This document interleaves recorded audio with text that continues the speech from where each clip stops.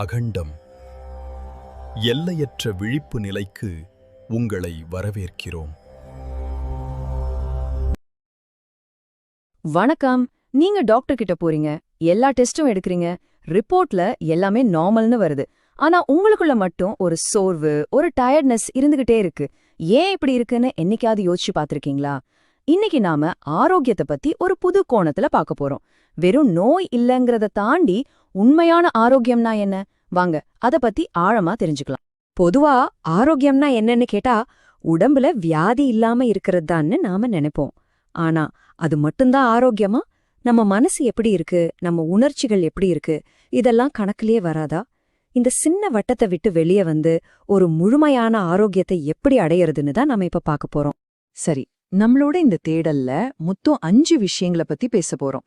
முதல்ல, ஆரோக்கியம்னா என்னன்னு புதுசா ஒரு அர்த்தம் தெரிஞ்சுக்க போறோம்.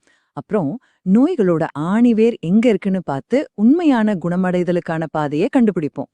வாழ்க்கையோட ஓட்டத்தை எப்படி ஏத்துக்கிறதுன்னு பார்த்துட்டு கடைசியா தியானம்ங்கிற அந்த இறுதி மருந்து கிட்ட வருவோம். ஒரு முழுமையான ஆரோக்கியத்தை புரிஞ்சுக்க முதல்ல நாம ஆரோக்கியம் பத்தி வச்சிருக்கிற பழைய ஐடியாவை மாத்தணும். இத்தனை நாளா உடம்புல நோய் இல்லைன்னா நம்ம ஹெல்த்தியா இருக்கோம்னு ஒரு நெகட்டிவ் பார்வையில தான் பார்த்திருக்கோம். ஆனா இப்போ அதோட உண்மையான ஒரு பாசிட்டிவான அர்த்தத்தை தேட போறோம். சமஸ்கிருதத்துல ஸ்வாஸ்தியா அப்படின்னு ரொம்ப அழகான வார்த்தை இருக்கு. அதுக்கு என்ன அர்த்தம் தெரியுமா? தன்னில் நிலைத்திருத்தல். அதாவது உங்களுக்குள்ள நீங்களா இருக்கிறது. இதுக்கு நோய் இருக்கா இல்லையாங்கிறது முக்கியம் இல்ல. வாழ்க்கையில எவ்வளவு பிரச்சனைகள் வந்தாலும் அதுக்கு நடுவுல நீங்க எவ்வளவு சமநிலையாவோ அமைதியாவோ இருக்கீங்கிறது தான் முக்கியம். இந்த நிலையை அடையதான் யோகா, தியானம் எல்லாம் நமக்கு உதவு. இங்க பாருங்க, இந்த 2 பார்வைக்கும் உள்ள வித்தியாசம் உங்களுக்கு நல்லாவே புரியும். வழக்கமான பார்வை என்ன பண்ணுது? உடம்புல என்ன தப்பு இருக்கு, என்ன பிரச்சனைன்னு மட்டும்தான் தேடுது. ஆனா இந்த முழுமையான பார்வை உங்க உடல், மனம், ஆன்மா இது 3ம் எப்படி ஒன்னோட ஒன்னு இணக்கமா ஒரு ஹார்மனியோட இருக்குன்னு பாக்குது. இது வெறும் நோயற்ற நிலையை தாண்டிய ஒரு உயிரோட்டமான ஆரோக்கியம். நம்ம உடம்புல வர்ற பல நோய்களுக்கு உண்மையான காரணம் நம்ம மனசுதான்னு சொன்னா நம்புவீங்களா? ஆமாங்க, அதுதான் உண்மை. வாங்க நம்ம மனசுக்கும் உடம்புக்கும் இருக்கிற அந்த ஆழமான கனெக்ஷன் பத்தி இப்ப பார்க்கலாம். இந்த வாசகம் எவ்ளோ பவர்ஃபுல்லா இருக்கு பாருங்க. நம்ம உடம்பையும் ஆன்மாவையும் தனித்தனி விஷயமா பார்க்கவே முடியாது.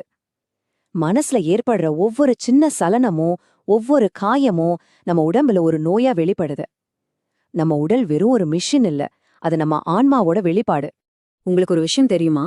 இன்னைக்கு வர நோய்கள்ல கிட்டத்தட்ட 80% மன அழுத்தம் சம்பந்தப்பட்டதுதான்னு ஆய்வுகள் சொல்லுது. யோசிச்சு பாருங்க, எதிர்காலத்து பத்தின கவலையே பதற்றமா மாறுது. உள்ளுக்குள்ள அடக்கி வச்ச கோபமும் துக்கமும் மனச்சோர்வை உருவாக்குது. சில பேர் உள்ளுக்குள்ள இருக்கிற வெறுமைய மறக்கிறதுக்காக போதைக்கு அடிமையாகிறாங்க.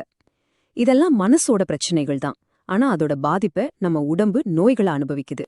சரி, நோயோட மூல காரணமே மனசுல இருக்குன்னா வெறும் மாத்திரை சாப்பிடுறது மட்டும் எப்படிங்க முழுமையான தீர்வாகும்? அது நோயோட அறிகுறிகளை மட்டும்தானே சரி பண்ணும். அப்போ உண்மையான ஆழமான குணமடைதலுக்கான பாதை எது? அதைத்தான் இப்ப நாம பார்க்க போறோம். ரொம்ப காலமா உடலை ஒரு எதிரி மாதிரி நினைக்கணும், அதை அடக்கி ஆளணும்னு நமக்கு சொல்லி கொடுத்திருக்காங்க. ஆனா அது சுத்தமா தப்பு. நம்ம உடல் ஒரு புனிதமான கோயில். அது நம்ம கிட்ட பேச முயற்சி பண்ணும். அதோட மொழியை நாம காது கொடுத்து கேட்கணும், அதை பிரேவிக்கணும். உண்மையான குணமடையறதுக்கு 3 படிகள் இருக்கு. முதல்ல, ஒரு நல்ல ஹீலர். அவர் உங்களுக்குள்ளேயே இருக்கிற குணப்படுத்தும் சக்தியை தூண்டி விடுவார். 2வது, மசாஜ் மாதிரி உடல் ரீதியான சிகிச்சைகள். இது நம்ம உடம்புல தேங்கி போன பழைய வலிகளையும் உணர்ச்சி கழிவுகளையும் வெளியேற்றும். கடைசியா, சரியான மருத்துவ சிகிச்சையோட தியானமும் சேரும்போதுதான் அது ஒரு முழுமையான குணமா மாறுது. அடுத்ததா, நம்ம வாழ்க்கையில தவிர்க்கவே முடியாத சில விஷயங்களை பத்தி பேசலாம். வலி, முதுமை, மரணம், இது எல்லாம் நம்ம எப்படி பாக்குறோங்கிறத பொறுத்துதான் நம்ம ஆரோக்கியமே இருக்கு. முதல்ல இத நாம ஏத்துக்கணும். வலின்றது நம்ம உடம்புல ஏற்பட்ட ஒரு உணர்வு. அது ஒரு யதார்த்தம், அதை தவிர்க்க முடியாது. ஆனா இங்கதான் ஒரு முக்கியமான வித்தியாசம் இருக்கு. வலி வேற, துன்பம் வேற. இப்போ ஒரு சின்ன உதாரணம் சொல்றேன், கேளுங்க. உங்க கால் விரலை எங்கேயாவது இடிச்சுக்கிறீங்க. அப்போ வர்றது வலி. அது ஒரு உடல் ரீதியான உணர்வு. ஆனா ஐயோ எனக்கே ஏன் இப்படி ஆச்சுன்னு கோவப்படுறதும் விரக்தி அடையறதும் இருக்குல்ல, அதுதான் துன்பம். வலியை நம்மால தவிர்க்க முடியாது.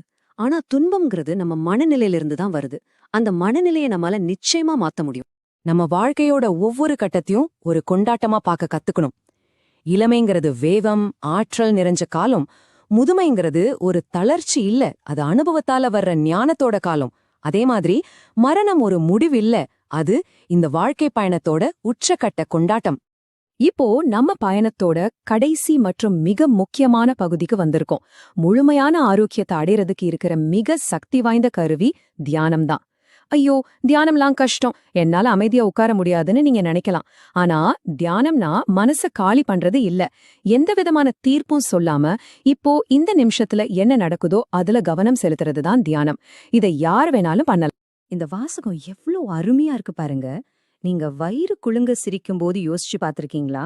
அந்த ஒரு சில நொடிகளுக்கு உங்க மனசுல வேற எந்த எண்ணமும் இருக்காது. அந்த எண்ணங்கள் இல்லாத நிலைதான் தியானத்தோட முதல் படி. அதனாலதான் சிரிப்பு ஒரு இயல்பான தியானம் சொல்றாங்க.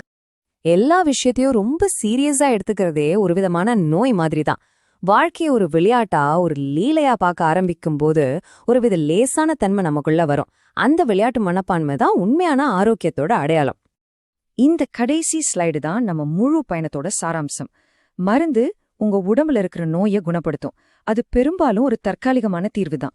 ஆனா தியானம் உங்க உடம்ப மட்டும் குணப்படுத்தாது, உங்க இருப்பையே, உங்க ஒட்டுமொத்த பீயிங்கையே குணப்படுத்துது. அது நோயோட மூல காரணத்தை வேரோட நீக்கி ஒரு நிரந்தரமான மாற்றத்தை கொண்டு வருது. சரி, இந்த முழுமையான ஆரோக்கியத்தை நோக்கிய பயணத்தை நீங்க இன்னிக்கே தொடங்கலாம். அதுக்கு என்ன பண்ணணும்? ரொம்ப சிம்பிள். ஒரு நிமிஷம் கண்ணை மூடி உங்க மூச்சை கவனிங்க. ஒரு ஆழமான மூச்சை உள்ள இழுத்து மெதுவா வெளியே விடுங்க. அவ்வளவுதான்.